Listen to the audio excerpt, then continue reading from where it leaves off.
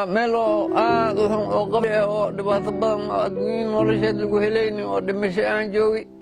meeshiida haddii liiga soo wada meel oo nolol oo adduunyo arrinkeed aan imaaday gabar soomaaliyeed oo sharaf leh aad oo muuno layidhaaha maaragta aa joogta maaragta wax ii qabad wax i siinaysa soomaalinimo iyo maaragta walaalnimo ah wax liigu siiyo wax liigu taray dhabtii waa laba nolol oo aad u kala fog oo markan u bilaabatay mukhtaar daahir geedi aabbihii waayeelka ahaa ee muddo 20 sano ku dhibaataysnaa meel ku taal duleedka degmada Afgooye ee gobolka Shabeellaha Hoose markii aan soo baahinno oo ku beegan bil ka hor waxa aad uga damqaday muuqaalka adeerkan Soomaaliyeed shacab badan oo ku kala sugan gudaha dalka iyo dibadda maanta wuxuu wajahayaa nolol qurux badan daryeel leh caafimaad iyo ka warqabna leh waxaana dhabarka u ridata aabbahan iyo xanaanayntiisa gabar Soomaaliyeed oo muxsinada taasi oo lagu magacaabo Muna Cabdi Diiriye waxaana ay ku nooshahay magaalada Muqdisho caasimadda dalka taasi oo ka damqatay markii aan soo tabinnay muuqaalka adeerkan Soomaaliyeed ee dhibaatada adag wajahayay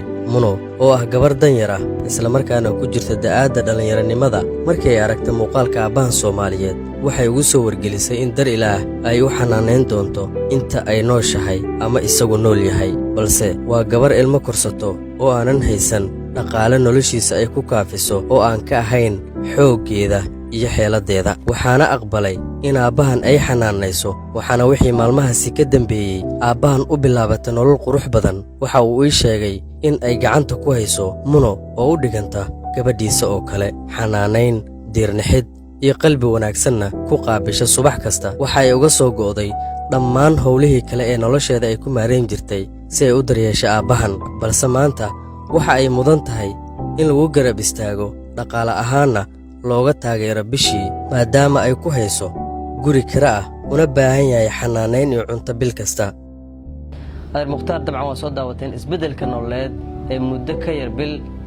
ay gaarsiiyeen shacabka Soomaaliyeed Rabbi subxaanahu wa ta'aala ayaan u qadaray adeer mukhtaar waxaan rabaa inaad dadka Soomaaliyeed ee ku caawiyay ee qalbiga wanaagsan adigana si lilaahi oo qalbiga uga duceysid ana u mahad celisid soo dhawaad bismillaahir rahmaanir rahiim anigoo mukhtaar daahir geedi waa mahadsantiin walaalahay sharafteeda isaga way kaalmay ilaahay aakhiri adduun ba Allah idin kaalmay jirooyinka iyo dhibaatadii haysa xogo waa ka roonay hadduu hadli karaa dawooyin badan aan helay ilaahay kor ha idinka qaado abaal iyo axsaan maaragta aan kaga haya waan idin mahad celinayaa ilaahay sharaftiina kor ha u qaado aad iyo aad aan u roona hadda sidii hore waa dhaamaa iille maxamed sharaftiisa kor Allah u qaado isagoo iga gargaaray idinkana waa siisaan arrintiina ilaahay kor ha ka yeela waan ku mahadina waan ku sharfaa meeloo duur oo magaalada aan ahayn oo duur aan seexan jiri meeshii markii ugu arkeen ay iga soo wadeen hadda meel guri oo fiican aan helay aan joogaa oo maaragtay si fiican liigu hagaajiyey dabooyinna waa liisii meeshii waa ka raystay waa raashin een waa raashin ma heli jirin meel oo aad u xun oo qabri ah oo dhibaato badan oo adduunyo nolosheed lagu helaynin oo dhimasho aan joogi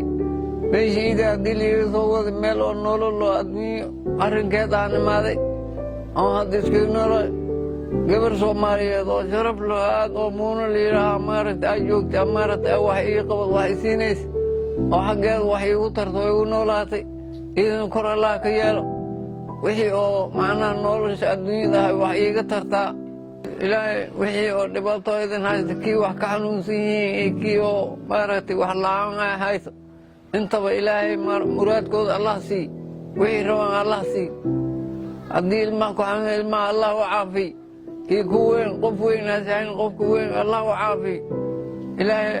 irsaaqdooda wuxuu ilaahay ha u kordhiy caafimaad Allah sii ilaahay idinkiis marka waxaan rabaa in walaalay sharafta leh oo macnaha qabiilii waxbaan igu qabino bilaadan ilaahay wax igu qabto inaan u mahad celiy in ilaahay sharaf siiyo oo iyaguna nolol alla sii wixii oo muraadkayga oo macnaha yaan aan ku noolaana noloshay in lii kordhiyo wax liigu tara aan rabaa walaalayaal aad u mahadsantiin waxaan dabcan rajeynayaa inaad daawateen oo aad ka dharagteen nolosha aabe iyo mahadcelintiisana aragteen asagana Allah xifdiyo anagana Allah nagu xifdiyo idinkana Allah idin xifdiyo adeer de noloshiisa waa kaas halkaasaan soo gaarsiinay waxaa jirta dhaqaale yar oo aan u aruurin oo gabdho iyo wiilal Soomaaliyeed ay soo direen insha Allah ta'ala idan waxaan rabnaa inaan kaga sii warqabno waxaa jirta gabadhaasi oo walaashay ah oo muuna ah oo gabar Soomaaliyeed oo muxsanada oo Ilaahay dartiis jeclaysata aabahaas inay ugu qidmeyso walaalayaal waxaan jecelnahay inaad ku ogaataan kaga warqabtaan waxaan rajeynayaa codkayga koowaad ee aabad duurka aan u soo kaxeynay waad ila qaadateen waxaan rajeynayaa insha Allah ta'ala intaan nafta waynayno inaan aabaha halkan ku xanaaneyno laba qof saddex qof looga warqabo odaygaan dhibaataysan ayaa Facebook ku arkay wiilkaan isla xiriirnay oo hore isku garanaynaan maadaama aqoon fiican aan isku leenahay kafaaladiisana qaadayo anaan xanaaneynayo ilaahay ku suko qof aan waalid u nooleen waalidnimada dareemi karo maanta adduunyada la joogo hooyaaba kuma haysano marka waalidnimo u soo dhaweystay waalidnimo wax xafidaa ilaahay ku suko nafta daan noolaa wax xafidaa daadintana dada iga dambeeyo maanta waalidkaan dayacan oo afgood duleedkeeda joogo markaan arkay hooyana aabana aan nooleen aan naxariis daray marka waxaan dheemuno hooyo aabana kuma noolee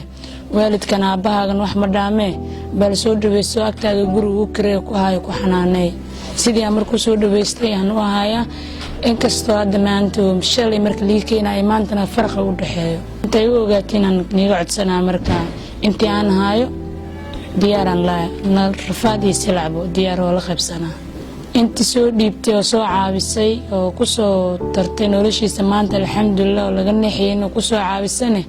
ilaahay ajri xasanaha ka siiyo intii xanuunsan ilaahay caafiyo intii walaalaan ilaahay walaada siiyo intii waalidiintooda xanuunsan ilaahay caafiyo intii waalidiintooda dhinteen naxariista janna Allah ka waraabiyo marka waxaan jeclahay in lagu ogaado meel looga harin walaashii umar insha Allah ta'ala ilaahay idin xafdiyo dabcan hawl culus ayay dhabarka saaratay insha Allah ta'ala lambarkeedana waa halkaan ku qoran shaashada furuhu waa 5 WhatsApp ugu furan yahay insha Allah ta'ala munana si gaar ah oo soo xiriirtaan arjeenaya walaashii munana dabcan mas'uuliyadda culus ee qaaday aaba arintiisa waa uga mahadcelinayaa dabcan waa gabadhaas aragtaan Allah idin xifdiyo insha Allah ta'ala